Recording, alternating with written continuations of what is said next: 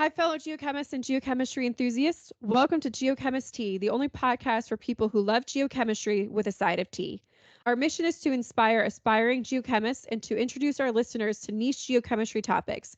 I'm your host, Sam Schur, and this month we're talking with Rob Bowell about geochemical mining and how mining companies are starting to think about recovering metals from mine waste and by in situ methodologies.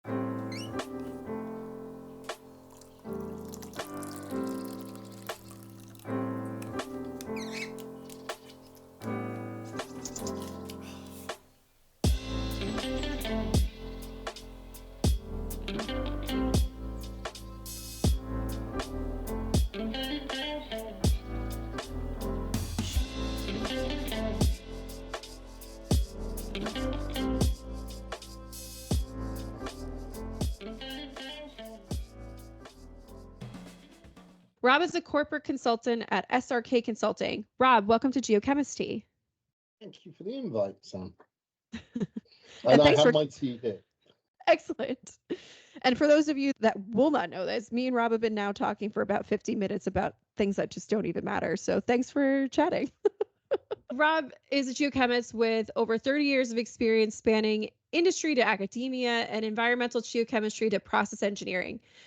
Rob, usually I give a bit more background than this, but you have so many specialities and experiences that I think it would be much more interesting to narrate your own life here. So could you tell us about your experience and perhaps sprinkle in some advice for our young listeners who are itching to get into geochemistry? I think geochemistry is like any part of the earth sciences.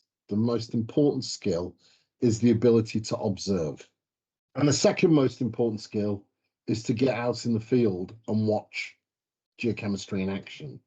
Chemistry in action can be looking at the reaction of lava with already formed rocks.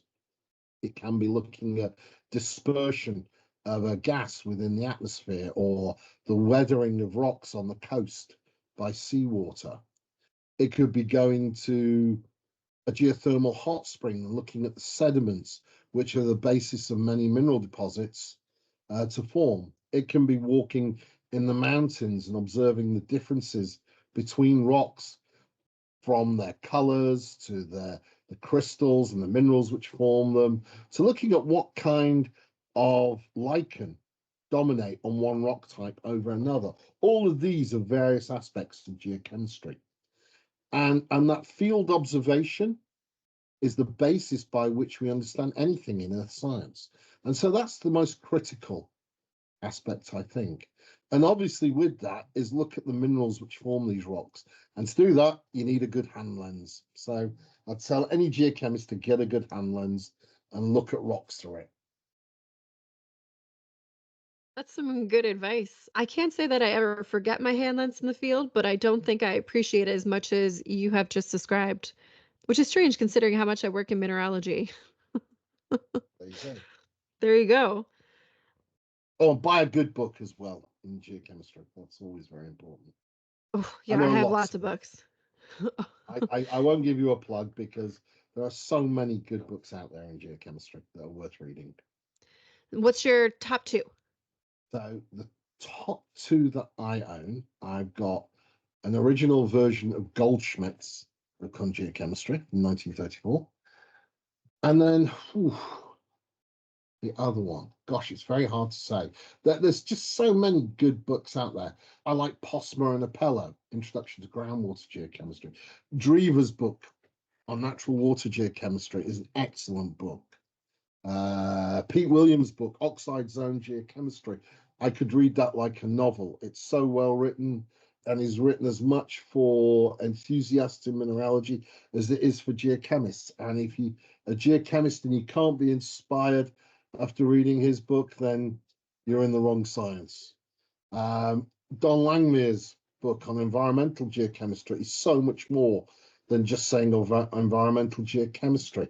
It's basic foundations in the application of chemistry to the earth sciences. And that's a good book worth reading. Konrad Krauskopf's book was the first one that I ever had as a textbook in geochemistry. And I still refer to that book almost 40 years after I purchased it. There is an update that was done by Professor Bird who was one of his PhD students. And that's also an excellent book. So go and find one you enjoy reading. I love that. And so, how did you get into geochemistry then? My route into geochemistry was by accident. I never intended going to university originally. I went to become an apprentice in the National Coal Board. And I very much had a track that I would become a coal miner. I had family members who were working in the coal mining industry in Northern England. And I thought I would qualify in that and then go and work in Africa. I'd had an uncle who'd done that and gone to Zambia, and he had great stories and great minerals and rocks that he'd collected there. And I'm a fanatical collector of minerals and have been since I was about 6 years old.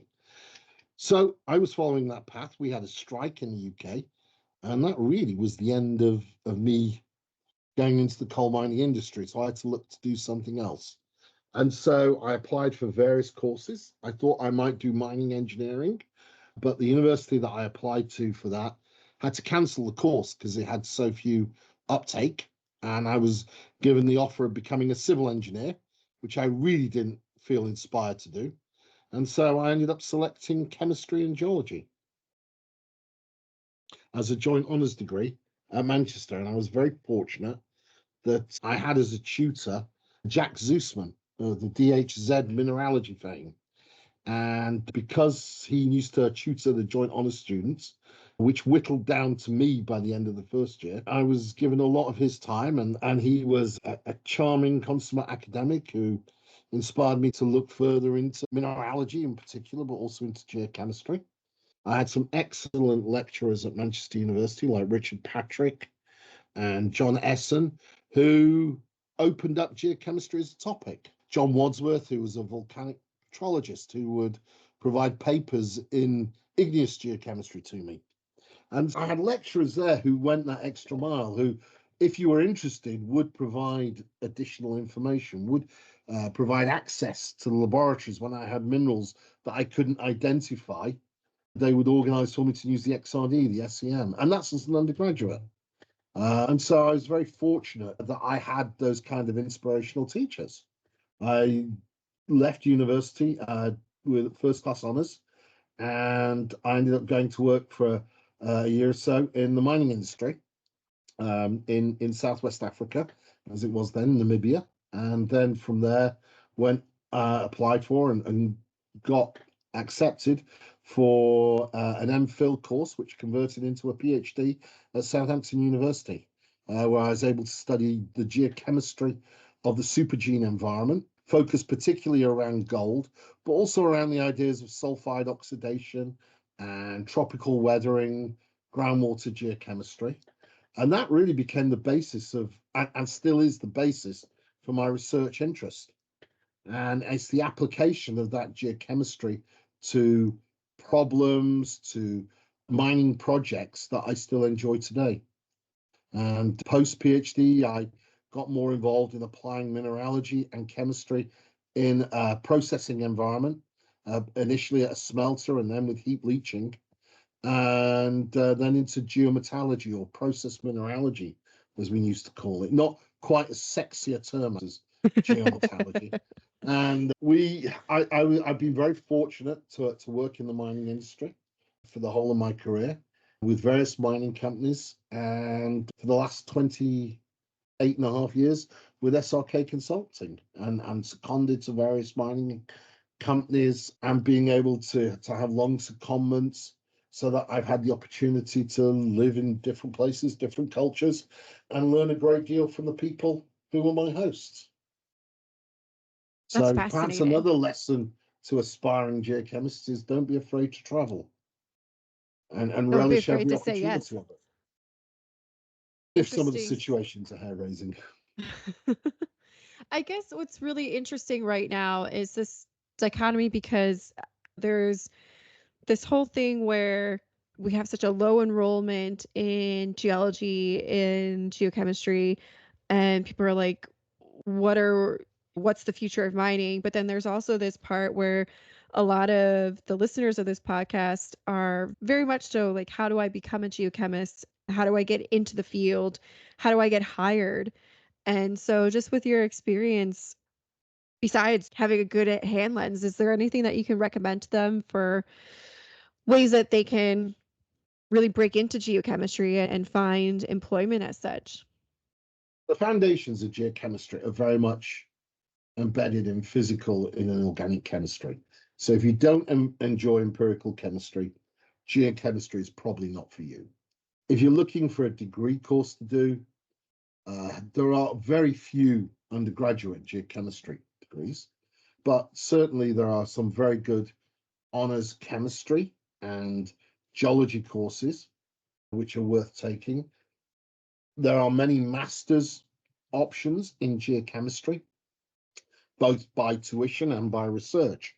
And that's a good avenue into it. In the UK, there's perhaps less of a culture to automatically go to a graduate degree like there is perhaps in North America. And so in North America, I think the avenue into geochemistry is perhaps a little bit easier. You can go and get a chemistry degree from a college and then go on to a university which teaches a master's course which has geochemistry in it. And I think that's a good avenue to follow.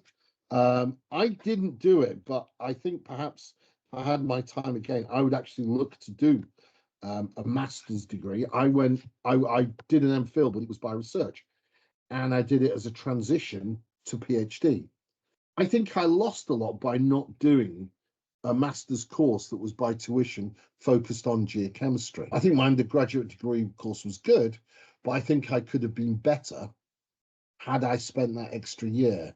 I think there's a lot that's taught on master's courses which is taken for granted or ignored at the PhD stage. Now, in North America, the general transition is you get a master's before you go to a PhD. In Europe, and particularly in the UK, very often you enroll for an MPhil to convert it to a PhD or straight to a PhD. And I think there's a gap in being an undergraduate to going to a PhD that I think if I did it again, I would want to do that extra year of education. And I think there's a lot that's taught on those master's courses, which is very worthwhile. Is a PhD necessary? No. I employ people in SRK who just have an undergraduate degree. They don't have a master's, they don't want to go and get one, and they don't need to. They're learning on the job. But I do think a master's degree in geochemistry is a big advantage. A PhD isn't an advantage. A PhD you do purely because you enjoy the subject and you want to focus on a very small part of it for 3 years. Or in North America's case, 6 to 7. Actually, no, your supervisors would still aspire that you do it in 3 years. It's just you have better coffee shops in North America. Don't tell that to an Australian. That's Oh, really they good definitely advice. have very poor coffee shops in Australia. They're nowhere near as good. Wow. I think 25% of the listenership is from Australia, so I can't wait for them to hear this. They make good tea in Australia. In the US, you do not know how to make a decent cup of tea. Absolutely not. We make You good have no iced tea. concept. Yeah, you have no concept of what boiling water is. Whereas No. Australians know how to make an excellent cup of tea. So Okay. each culture has their own niche. I love that. Look, so on this topic of making fun of cultures lightly, I really appreciate this introduction that you gave us, and I find it really both very interesting and I think very helpful to people. So I thank you for that.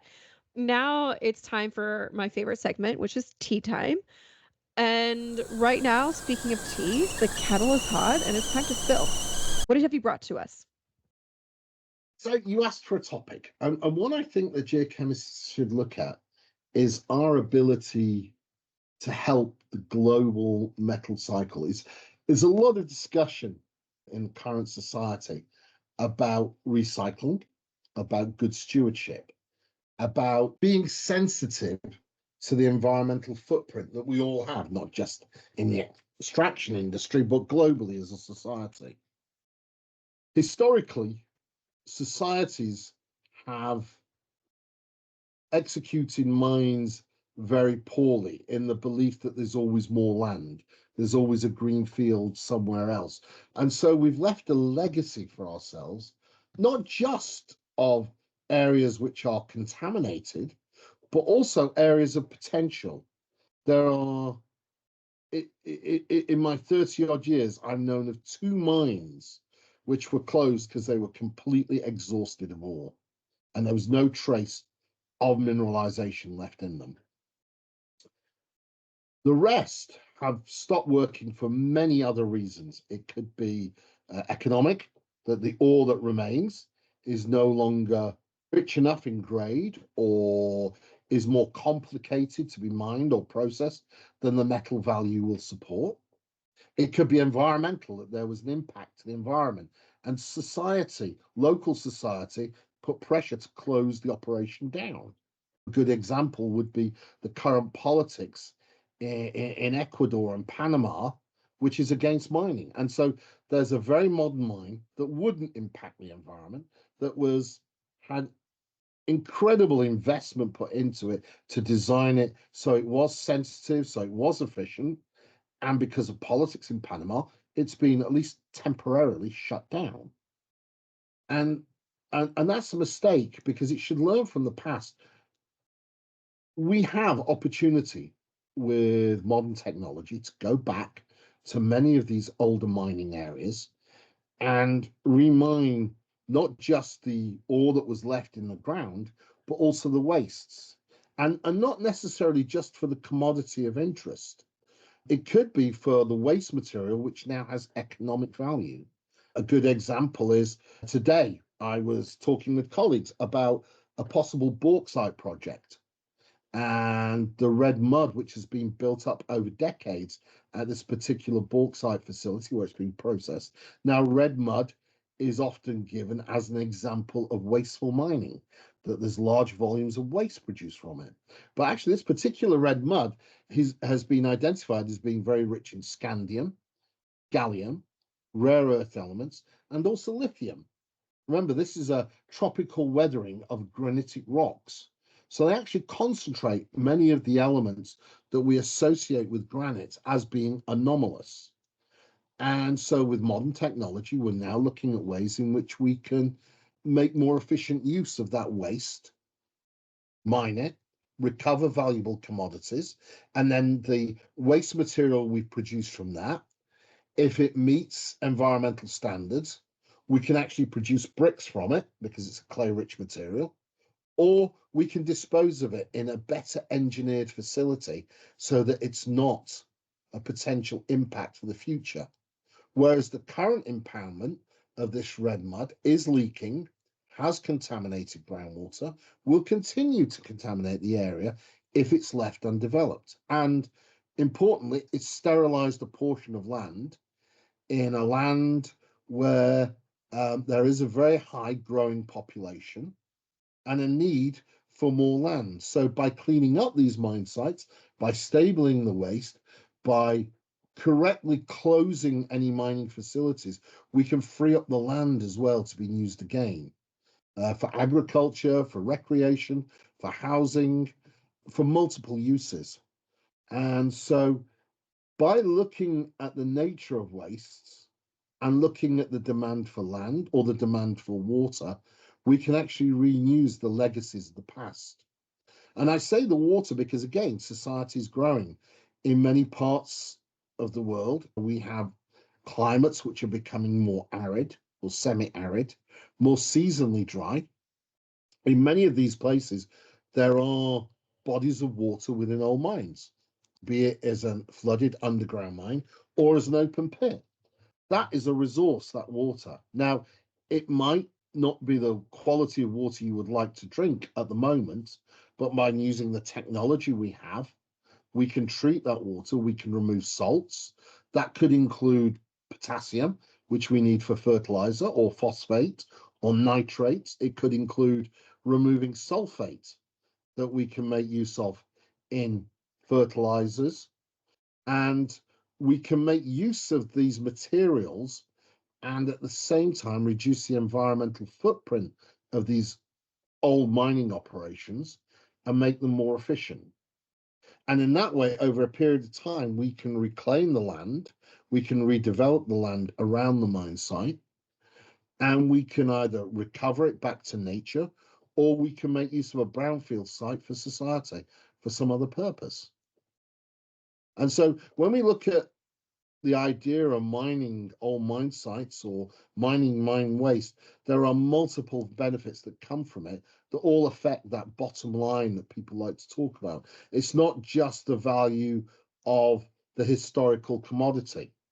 A good example, perhaps, is in South Africa. You've been to South Africa, I'm going to guess. Yes. And if you'd gone to Johannesburg when I first went there in the 1980s, you would have been struck by the large number of mine shafts that were present and the large amount of mine tailings, very large tailings impoundments, over 150, 200 meters high. And there were several football fields inside. And they sterilized large parts of the city. Since the gold price increased in the 1990s, there's been an attempt to remine, to reprocess these impoundments. And they've been reprocessed at plants like the Ergo plant that was owned by Anglo Gold historically. And they recover not only gold from it, but also uranium and pyrite to make sulfuric acid.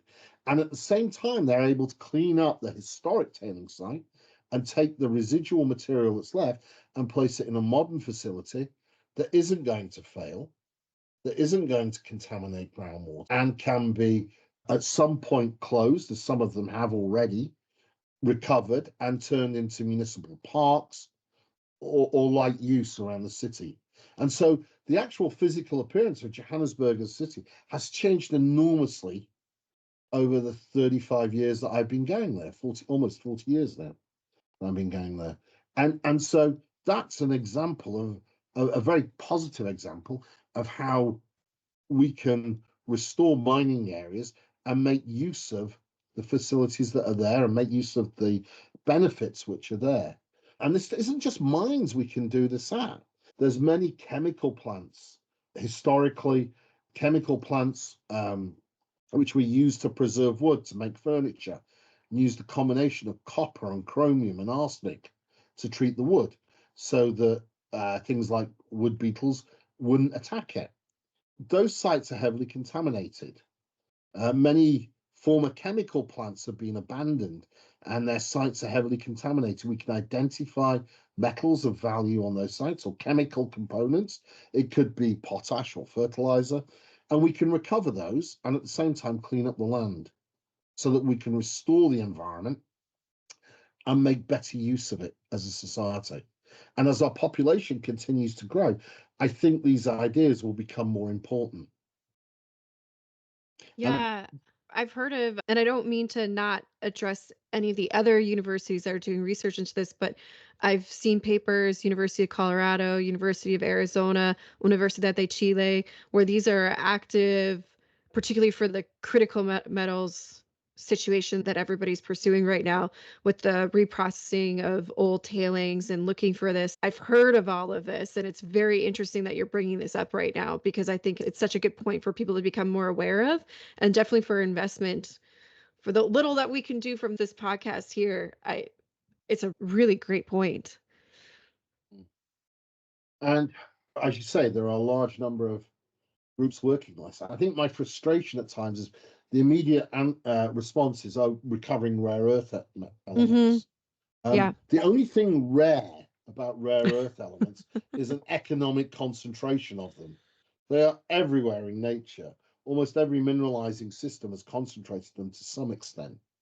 But I think it's also, they're a very small component. Typically, rare earth elements are less than 1% of the primary deposit they were mined from, if they're a rare earth element mine.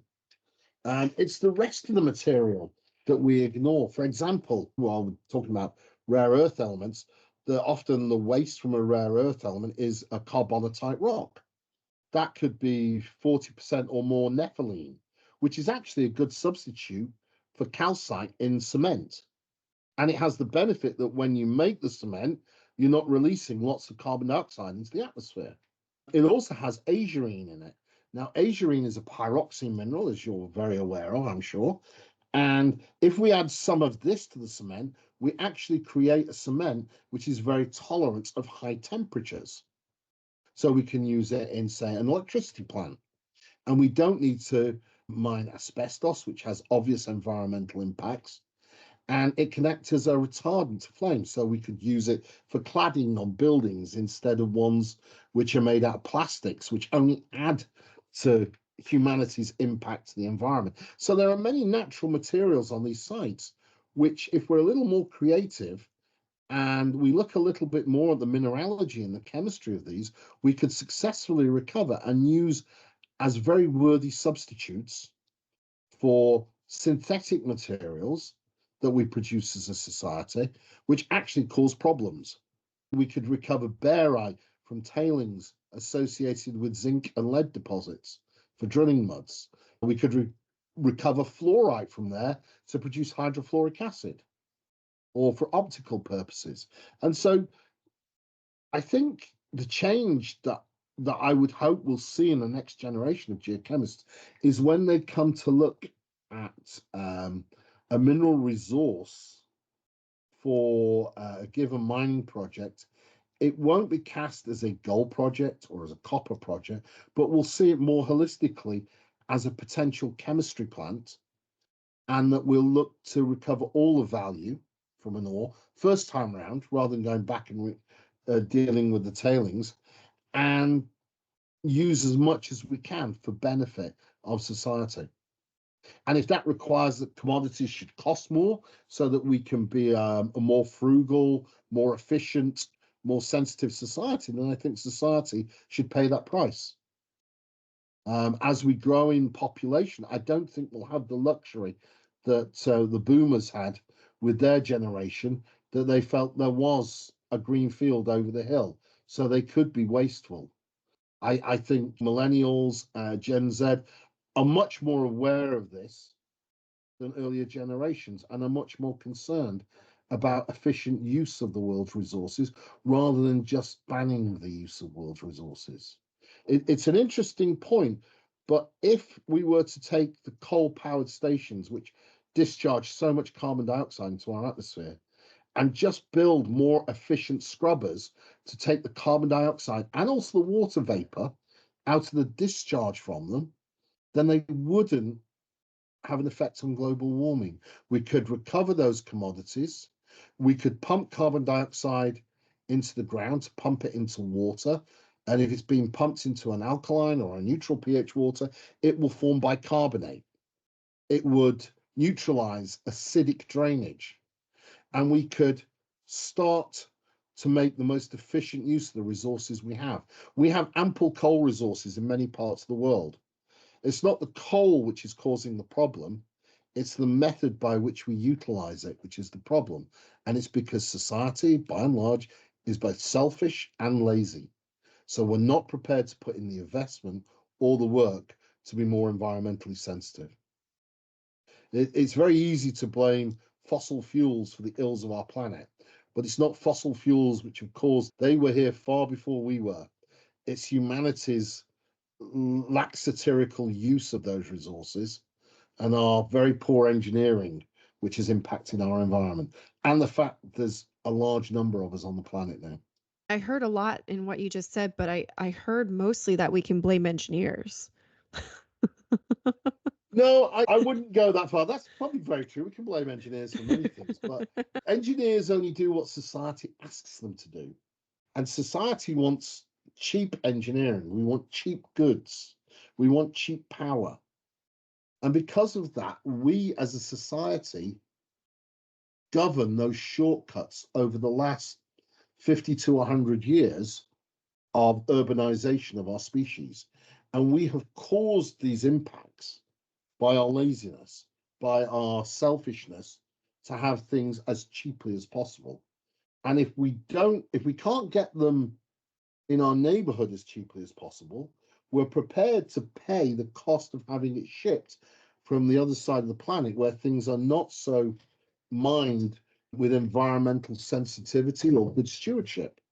And we're prepared to ignore that because it's not in our backyard. What's interesting too, because oh my goodness, all the conferences for the past, say, decade have been so focused on the how different resources are more and more scarce.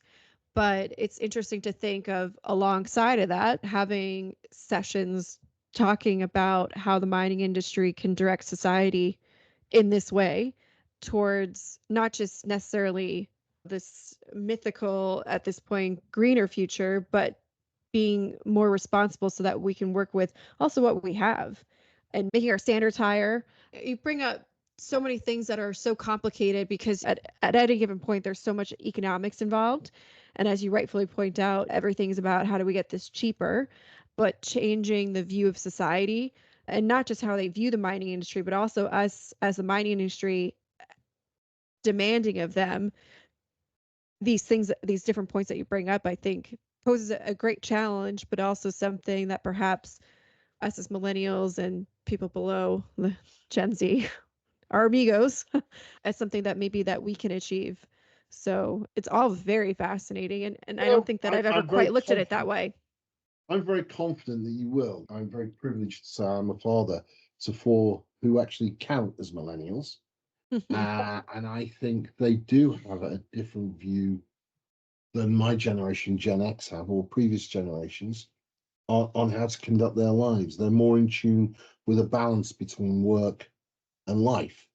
They are less fearful of losing their career, which one career for life or one job for life. They are more flexible. They are less materialistic, I think, by and large, as a group. Except when it comes to their iPhones, of course. Those you have to be very materialistic. But I think by and large, there is a need for society as a whole to recognize that we have the understanding and we have the solutions to using all of the resources we have on our planet. I think it's gross ignorance for a group to shout, just stop oil. Oil in itself is not the problem. The problem is that we choose to build cars which don't collect their discharge. We choose to be polluters as society. I think by and large, society is grudging at best to pay for recycling in our waste disposal. And we throw away a huge resource, whether it's broken glass, which can be crushed down, remelted, and used as glass again, or cardboard, which would prevent us having to chop down more trees, or taking food waste and turning it into fertilizer, because it's not expedient for us to spend time to separate it into different trash cans. Even separating cans. And unfortunately, it's not just individuals where this problem exists. A few years ago, I did a project outside of mining, which is unusual, and I was doing some work on a potential landfill site in the UK. I was shocked to find out in this particular part of England that because of the high volume of waste disposal, although they'd asked and handed out separate plastic bags for people to put recyclable material in, they threw it all away into the same landfill because it was too expensive for the council at that time to bother with recycling. It's the same on Long Island. I'm from New York, and while I don't personally have ties to the garbage industry, I also have ties to the garbage industry. And it's not common knowledge, but also nobody's hiding it. An But while expose. Oof, an expose, you heard your it here first. on Long Island also goes to landfills because it's expensive. And there's, yeah, that's a Trash different bin. expose. Yeah. So the trash Oh, industry itself, tomorrow morning, New York's honestly, attorney will be. Oh, he'll be asking Trump, it's was he not. aware?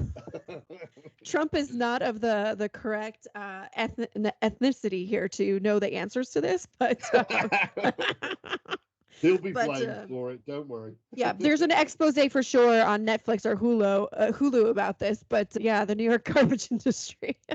On Netflix, it will be dramatized. Okay. Absolutely. I just No. watched one on the Gambino crime family recently. Well, Exactly. The New York garbage industry. there Dot we dot go. dot. That was The But yeah, Sopranos as well, wasn't it? Yeah. They were into garbage as well. Yeah. Exactly. There you go. Point is, we choose as a society, those people who campaign about just stop oil, they still went to Starbucks because I saw them in the various photographs holding Starbucks caps made out of a water-resistant cardboard, which has a plastic coating. Where did that plastic come from? From hydrocarbons, from oil, from actually the waste of the oil. But it's so integrated into our society to use these products. And that's not necessarily a bad thing. What's a bad thing is our lack of responsibility for what we purchase. And in the same way, I would mirror it with the historical lack of responsibility in how we close mines. Now, one of the problems with the mining industry as a whole is it really sucks at telling positive stories. The mining industry as a whole allows NGOs to paint a very negative image of mineral extraction. But I would say over the transition of my career, and certainly over the last 2 decades, mining companies are acutely aware of the waste they produce and how they should manage it. They're very sensitive to the idea that there's value locked up in that waste and they would like to recover it. They're very sensitive to the idea that waste might impact the environment. And they have funded a lot of applied research and a lot of consultants to find solutions to these problems. And I, for one, would like to say I'm personally very grateful to all my clients for paying for my time and providing my salary to do that. I have a vested interest. I'm not separated from this. I have a very vested interest in mining companies doing well, especially those who are my clients. And I would say to all mining companies, as a resident of Washington, D.C., I don't currently do this, but I'd be happy to act as an advocate on your behalf in the Capitol. No problem. And you could give the good news stories. Mining companies Exactly. spend a lot of money looking at this. I was working for one mining company, still am, in Sweden, where they have a rare earth element project. When the project first came to us, it came to us from their CEO with the idea of how could he utilize more of the waste? Because 99.5% of what he was going to mine was going to be waste, and it was in a sensitive environment. So he paid for a study where we reimagined his mine, and we found outlets for much of the rock that he would mine. They wouldn't be particularly valuable. They were industrial minerals, but they were minerals that had use and benefit. And so by modifying the process, first off, the part of the process, which would be in using intense energy and intense chemical reagents, that we moved to another part of the country, which was a brownfield site with an existing chemical industry. So we wouldn't be bringing chemicals to what was a pristine, sensitive environment. Also, the waste, which would be permanently there, that was moved off site to this brownfield site where we could compact it, where we could close it in a suitably engineered facility that wouldn't be a problem. And the mine itself on site had a much smaller footprint. We were going to sell 85% by the time we finished of all the materials that were mined. The other 15% at the end of mine life wouldn't be left on the surface as a pile. They would have been placed back into the open pit. And because of the nature of the environment in that area, that would have filled with water. We would have put a cap over that mine waste so it wouldn't interact with that water. So the water would be pristine and would become a natural resource to that community, which was a sparse rural mining community. Mining companies are going that extra mile now. Mining companies are looking at how can I reduce my footprint? How can I reduce the waste that I produce? How can I recycle what I have on this mine? Even down to spending a lot of money on looking at how to recycle water. What technology do they need so that they don't evaporate off lots of water? 10, 20 years ago, it was common for mines to have a large number of snowmakers, the evaporators, especially very arid environments. Now, we try to see how we can minimize the amount of water that we pump out of the ground and how much can we recycle from it. But society isn't aware of that because we don't talk about it. And it's a shame because that change in attitudes over my career are very important because they reflect a changing attitude, hopefully in society as a whole, that we can no longer look for a green field the other side of the hill. because there isn't one. And that we need to ensure that where we're living, where we're working, that we get the best use out of the land with the smallest footprint. I have to say, this has been a delightful tea session. It's been very inspiring too. And again, I don't know what impact we can have on this little podcast, but at the same time, it's definitely something, at least, that I never thought that to really speak about before, but to definitely campaign on these different facets of the mining industry. I've definitely talked about how it's not the Colorado acid mine drainage of the past kind of thing, but at the same time to talk about it in these terms and to also think about going forward, it's not just a gold, a copper, or whatever resource. It's also what other rocks are coming in the ground that can do other things. It's totally fascinating, things I never thought about before. So I hope also for our listeners that they've gotten some inspiration out of this. Very cool, Rob. I'll leave you with one story. Facet I of love it. interest. All right. I love So it. the whole of I'm sure you're very much aware of the Superfund system, Yes. which has Mhm. given countless jobs to many consultants. Thank you, US taxpayers. It was caused by a mining company which badly managed or badly understood the nature of water during storm events in its mine. Now, at the time they were operating, there was no regulatory requirement for them to understand that. So, like most mines at that time, they did the minimum. It caused a huge blowout. It contaminated a series of creeks.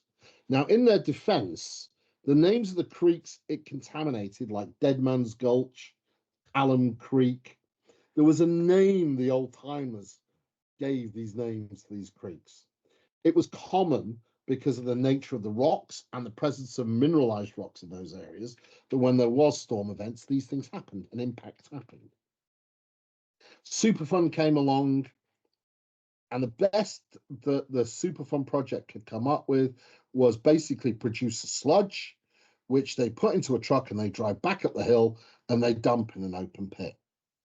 But the water that's coming out of the attic that gets treated has more than $3,000 a day of metals being thrown away into this sludge. Now, the mine itself was a copper gold mine. There is copper in the water. It's very acidic, so it mobilizes copper, mobilizes cadmium and zinc. It has antimony, which is a critical metal in there.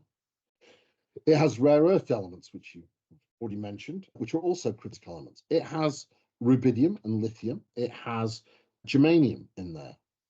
Rather than simply building a water treatment that treated the immediate problem, the EPA had the opportunity to go one step better and look to see if they could recover the value from that water. They didn't.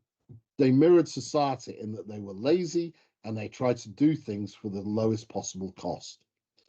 I would hope in the future that somebody will come along to that site in Colorado and they will look at Summitville as an asset, not as a liability, and that they will find a means by which they can reprocess that sludge and process the water so they can recover all those elements of value so that they can supply part of society's need for specialist metals, which are present in that system and which are currently being sterilized by poor management and lack of imagination.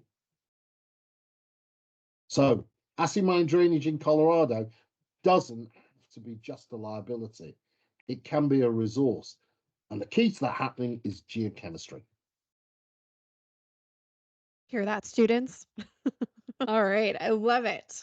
What we're going to do now is we're going to talk a little bit, or a lot of it, we'll see, about a paper that you had recommended to me, and really the underlying themes of this paper, which actually you published yourself as an abstract.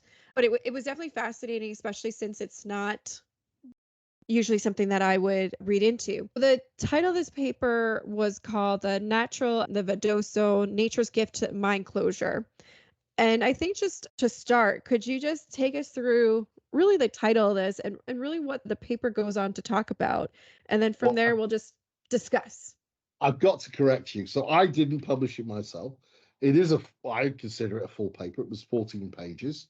Mm. And it was published as part of a conference held in Reno, Nevada last year in the Okay. conference proceedings of Mine Closure 2023.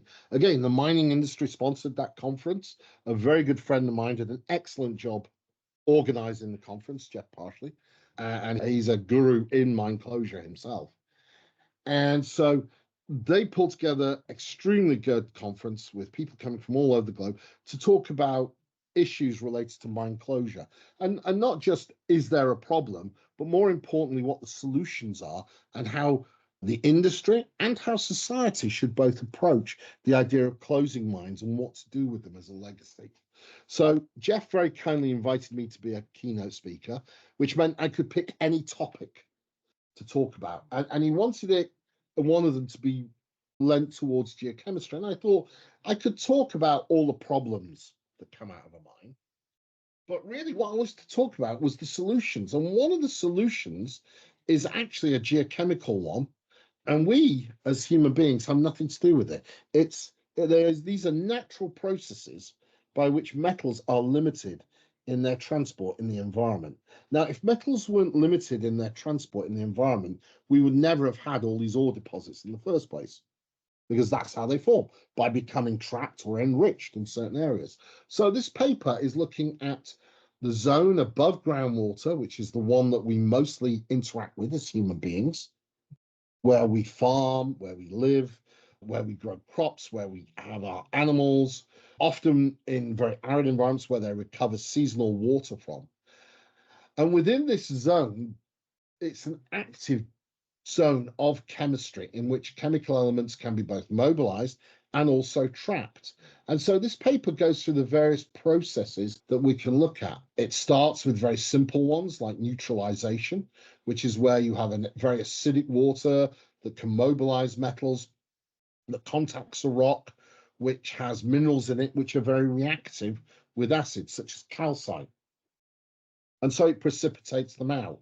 There's a very common natural analog in that, in the weathering profile of a sulfide mineral deposit, where the elements get mobilized as sulfides oxidize, generate acid.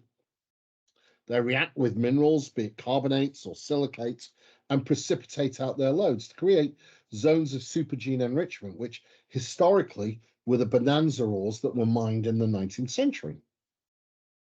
It looks at some of the limitations in terms of rates, in terms of reactivity and grain size associated with those minerals, and then went on to talk about volatilization. Some chemicals like ammonia, carbon dioxide, and hydrogen cyanide are all highly volatile. And so in the natural environment, they convert from a solid or from a liquid into a gas, and so are released, and so the concentration is reduced.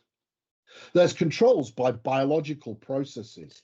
This can stretch from reaction with simple organic acids released by organisms, or it can be the role of algae or bacteria or lichen, which are a form of algae, which have the ability to incorporate metals into their structure or utilize them as nutrients and buffer water chemistry. One of the most attractive ones I know is a thing called a kiss plant, an orchid, Chlorara vulgaris, and it can incorporate divalent cation metals in its structure. And you can tell which ones it collects by the color of the flower. So if it's in a cobalt-rich soil, it's pink. If it's in a copper-rich soil, it goes a very nice blue. And if it's in a nickel-rich soil, it goes green. And if it's in an iron-rich soil, it forms a yellow to slightly white colored flower. And so many biological organisms can interact with chemistry of mine water, and so improve that chemistry and limit any potential reaction with the environment. I then talk about chemical methods of adsorption and precipitation, which are probably volumetrically the most important ones in many soils. I give an example of arsenic as a chemical element, which is sensitive to interaction with its environment. And I talk about a natural analog site, a wonderful former mine mineral project in Southwest Africa, where I first worked at Sumeb, where there's a host of over 400 different minerals, most of which are formed in the oxide zone and are a product of sulfide oxidation, acid rock drainage being neutralized in carbonate and silicate rocks. And we can look at these natural processes to see how and if we understand them, we can then mimic them in order to clean up the environment. And that could be around a mine site or around an industrial site. It could be a better method or more efficient method of coal washing, of soil washing than we currently do. The paper also gives some larger regional examples from Serbia, from Canada, from Brazil, where you can see these processes have taken place and have been important in the closure and in the mitigation of impacts around mine sites, both accidental and also how we've engineered them. And so it's a paper which tries to provide some encouragement to assess natural processes. And much as I said about mining, if we understood nature better, we would be able to mimic it and we would be more efficient and perhaps have a smaller footprint. And again, it takes geochemistry to understand that. And in this, have you seen any kind of research and development that's been going on either within mining companies, consultancies, or in academia that is really taking these processes to heart to try and, as you say, There's a library of papers on the basic science now. okay. And there's also applications, for example, the development of what we term passive treatment of mine water, where we mimic natural processes of precipitation and neutralization to clean up mine drainage using a combination of reed beds and limestone drains. And yes, we have developed as an industry, as a society, methods in which to do this, to stabilize mine waste, to stabilize impacts from metals on the environment, and so clean them up. Some of them are still in their infancy, some of them are still being studied, but at least that's being done. Unfortunately, the nature of scientific funding for non-military purposes in the Western world is at an all-time low. And chemistry tends to come way down below medicine, microbiology, and social sciences, unfortunately. We're the last ones to get grants. So it's not perhaps as advanced as it could be. That's so fascinating. Just thinking about the research end and seemingly how simple perhaps it could be to make that jump from where we are now to the say the next stage of really implementing, but just the lack of funding. What do you think about there's the different exploration um, consortiums with universities? Are there any universities that have consortiums with companies in the environmental sector that could also be helpful for academia for studying these processes? Oh, there are. There are individuals more than perhaps whole research groups in geochemistry. Queen's University, where I'm an adjunct professor, has a group of professors there who are very interested in researching stable isotopes and the application of stable isotopes in understanding Earth processes. There's a very strong research group looking at mine impacts at Waterloo under David Blowes. There's a very good group in Queensland, which is multidisciplinary, that's working with many of the Australian mining companies. So there are certainly groups around, and there are, more importantly, individuals around who are carrying out this research. And often these groups do cross-fertilize, and they do collaborate and so on. And they collaborate with the mining companies. Perhaps some of the challenges at times is getting the recognition, is getting the right forum they can disseminate this information. And as I said, mining companies really are quite poor at telling good news. So mining companies do a lot to support research, to support societies, to support social and educational and health programs in many parts of the world. But we don't consider it for some reason newsworthy. And so we don't talk about it. And perhaps we should talk about it more. We should explain what we're doing, that it's not just some faceless organization that is simply trying to accumulate as much wealth in as short a period of time, and therefore not aiding either the societies in which they work or the societies which they contribute to, those metals. Whereas the reality is quite different.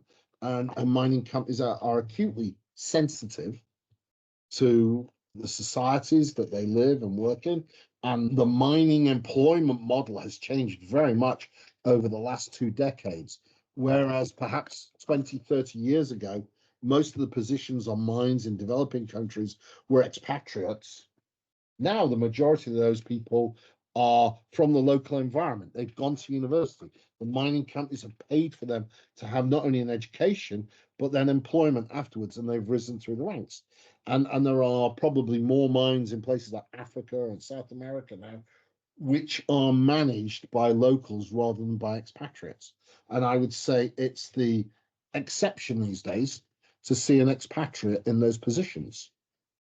I think you make a really good point from having worked abroad and then also working with companies in places like Africa, Southeast Asia, even, and seeing that structure. That is, I never really thought of it that way, but that's a really good point about it being the exception for expats to hold so many positions. Yeah.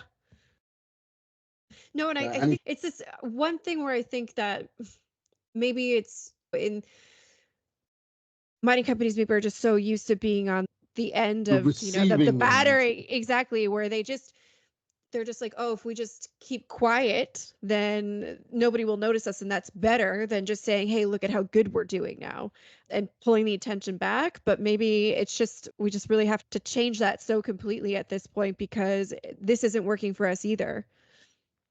I would say quite happily, quite proudly, I am very proud to work in the mining industry. I'm very proud of the work I've done. I'm proud of the work that I see colleagues do and the mining companies do, the way they support those who invest in them, the rules that they're obligated to follow, and the way they've developed perhaps is a shadier part of our history.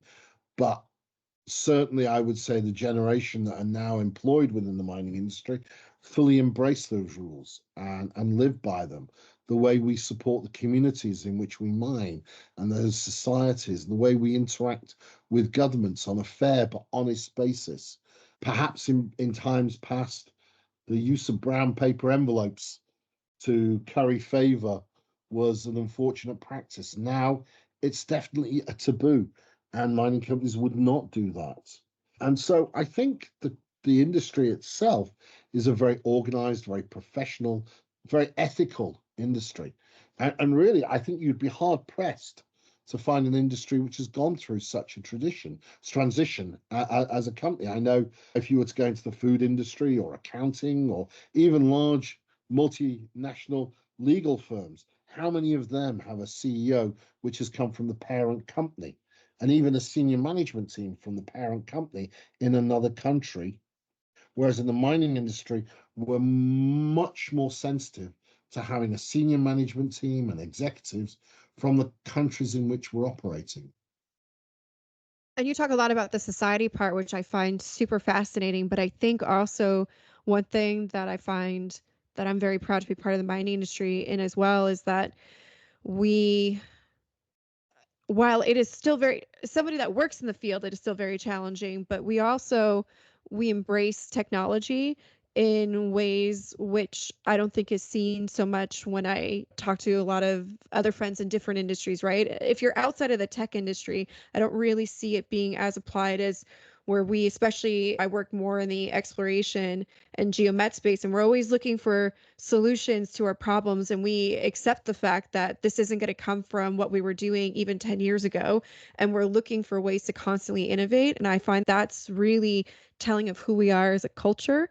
And that's one of my favorite parts about being in mining, is that we're forced to, and we accept it, and we do it. We have had mistakes. We're human beings, and historically perhaps we would have tried to gloss over those mistakes. But even where they're treacherous, and the very tragic collapse of a heap leach Yeah. in Turkey at the start of this year, The mining company itself reacted very quickly to it. They sought to rescue those who were trapped. They sought to help those who were injured. They sought to restrict the impact of the event to as small an area as possible. So I think the mining industry is very responsive when things like that happen. Even in Brazil, where there was this tragic loss of life due to a tailings impoundment failure a few years ago, on two separate occasions. Both times, the mining companies were willing to work with the government. They didn't get protective. They were honest and open about what happened. And you can find multiple academic papers of studies done around the impacts, what went wrong, why it went wrong, and what could be done in the future to mitigate those impacts. The mining industry is very good at learning from this. The failures in Brazil generated the whole global standards on tailings management, which are now, although not a legal obligation in most jurisdictions, they are a voluntary obligation which most mining companies now adhere to. So we're very good at learning, we're very good at changing our ways, and very quickly, which is a good thing. It's a good thing. Look, I think we've covered a lot of the globe here at this point, but getting a little bit back to a bit of your paper in the sense of all the different case studies you talk about, but it's very clear for anybody listening that you've worked all over the world at many different mine sites. And one of the things that I couldn't help but wonder as I was reading through this paper was just really what was the most extreme example that you've seen of this kind of natural attenuation that's been happening, and also at the same time maybe what's the most interesting or the most bizarre. I think the most extreme is perhaps the Sumo mine and the proliferation of secondary minerals formed in these wonderful carbonate rocks. Carbonate rocks are great. They not only neutralize acid, but because very often they have karstic forms, they have large open spaces to form beautiful minerals in them. So that's the most impressive, I think, of karstic And where is rocks it? with mineral deposits. It's in Namibia. It's Namibia. in God's own country, probably my favorite part of the planet. Okay. Northeast Namibia. And it's just an amazing mineral deposit, which I cannot tire of talking about all the minerals from there. And so what do they mine for, and Well, they what kind don't of mine minerals there are you seeing? anymore. Unfortunately, for various political reasons, the mine was shut in 1996 after almost 100 years of operation. It wasn't shut because it ran out of ore. It was shut for political reasons, really. The mine itself was at one point the world's largest lead producer. It was a significant copper producer in Africa. It's got its process waste, which we call slag from a smelt, is actually the world's largest known mineral deposit for germanium. It was enriched in gallium and indium, silver, molybdenum, cadmium, and a host of other metals as well. In terms of the most consistent one, perhaps, or the most useful one, I think within the Great Basin of Nevada in the western United States, the alluvium there is very interesting by the fact that it's so thick, and it has significant potential for the attenuation of a number of metals and metalloids. Because of expandable clays within the soil horizons there, it can sequester divalent cations like copper and lead and zinc. And because of the abundant oxyferric hydroxides or hydrospheric hydroxides within the soil, it can sequester oxyanions or metalloids like arsenate or antimonate. And so that's a very useful material. I think peat soils tend also to be quite interesting in the way they attenuate because they have a high organic matter content. And peat soils in the arboreal forests of northern Canada, South Island, New Zealand, northern Russia, Scandinavia, all have this very significant potential to attenuate metals and metalloids, which is not only useful for the environment, but also can create very good geochemical signatures in exploration to identify buried mineral deposits. And there's the overlap. He talks about being an exploration geochemist. I've applied geochemistry in environmental purposes, in exploration, in resource development, in forensic science. I've I've applied my geochemistry in geometallurgy or process mineralogy, in geotechnical studies on mines, looking at compromised materials due to corrosion. And in all these, I would say I've applied geochemistry. It's not been one particular avenue, but it's been the same tools, it's been the same principles that I've applied. And they come down to understanding the fundamental mineralogical and chemical properties of the materials you're dealing with, it be a rock, a water, or a soil. That's so well said. Inspiration for everybody.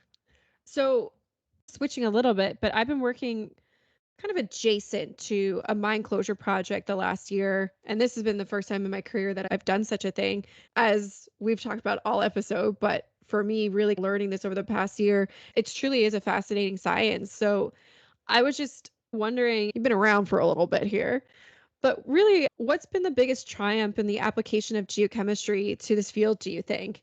And do you really think that we've been truly successful to this point at remediating projects? Or are we really, for the most part, still just band-aiding a lot of things? I think probably the biggest triumph for me is the fundamental demonstration that nature also has a role in mine closure, in that it can naturally deal with a certain portion of metal or metalloid or chemical reagent exposure without needing human interference. And I think fundamentally that's a triumph of geochemistry to be able to demonstrate that. I don't think we're a band-aid, because I think the mining industry is very sensitive in being good stewards and how it closes a site. I would say most miners recognize that there's no such thing as a wilderness anymore on our planet, that eventually every area has the potential to be colonized. And so when we close a site, we close it for good, or we close it with good management strategies and a fund to be able to pay for that. Now, in some cases, that might be, at the present time, the best technology we can apply is in perpetuity water treatment. For example, Berkeley Pit in Montana is a good example, or Summitville that we spoke about a few minutes ago. And that is the best technology we currently have available. Now, in the future, hopefully, we'll improve on that. And it's geochemistry that helps to make that decision, not just in identifying quantum, but also the rates at which those elements are released and the rates at which they can be attenuated. And I think that we are successful in truly remediating projects. I was heavily involved in the closure of the San Manuel mine in Arizona. And I believe that is a well-planned, executed mine closure project. Geochemistry was a fundamental part of it, but it was a small cog. It went alongside studies on groundwater and surface water, understanding the economic geology of the site and the basic geological formations, the structural geology, the geotechnical stability of facilities and natural rocks. And all of that was dovetailed with the engineering and assessments of ecotoxicology, ecology, biological baselines within the area. So I think it's very hard to say what is geochemistry done. Perhaps the most important triumph is that we have multidisciplined approaches to each of these mine closures, which are, by nature of the fact that no two mines are the same, no two teams will be exactly the same either. And I do think that we have the ability and the demonstrated track record to be more than just a band-aid, to be able to close mines so they are closed and they are no longer a liability. And I think that perfectly goes into my last question here, which is what your thoughts are about the outlook of remediation of all global mining sites. And really, I think you just answered that, but at the same time, any more philosophical thoughts you have, or truly based in science thoughts that you have, is how do we just do this more effectively? How do we even speed it up, if you will? I'm tempted to say that the mines we close today will probably be reopened tomorrow for Mm. other commodities that we missed. And we're seeing that at the moment in Cornwall, in southwest England. There's a renaissance in the development of mines there to go back and remine them for lower grade tin. for fluorite, for base metals, which might not have been mined in the first place, like zinc and lead. There's also an interesting going back into the huge China clay open cast areas around St. Austell, not for more China clay, but this time to go and extract lithium, which was previously ignored. And so I do believe that in many cases, we will go back and reopen these mines to go back and recover resources that at the time were waste and now have a value. As a very good friend of mine in the United States, John Barter, who's an environmental manager, who has a wonderful quote: waste rock is a material that we have yet to designate a value for. And so in that sense, I think there will be some recycling, and perhaps that's a good reflection on society, particularly as society grows, has a heavier demand for resources and different resources to those we've used traditionally as technologies change. I think, however, whatever we do, there will be more sensitivity, and I would certainly hope better understanding of how we interact with our environment in future generations of professionals, and that they will seek to minimize the footprint while maximizing the value of any exploitation that they undertake, and that the engineering involved will better utilize those materials. So maybe we can go back to having coal-powered stations because we build the right kind of exhaust on them to collect the fumes which otherwise would impact our planet.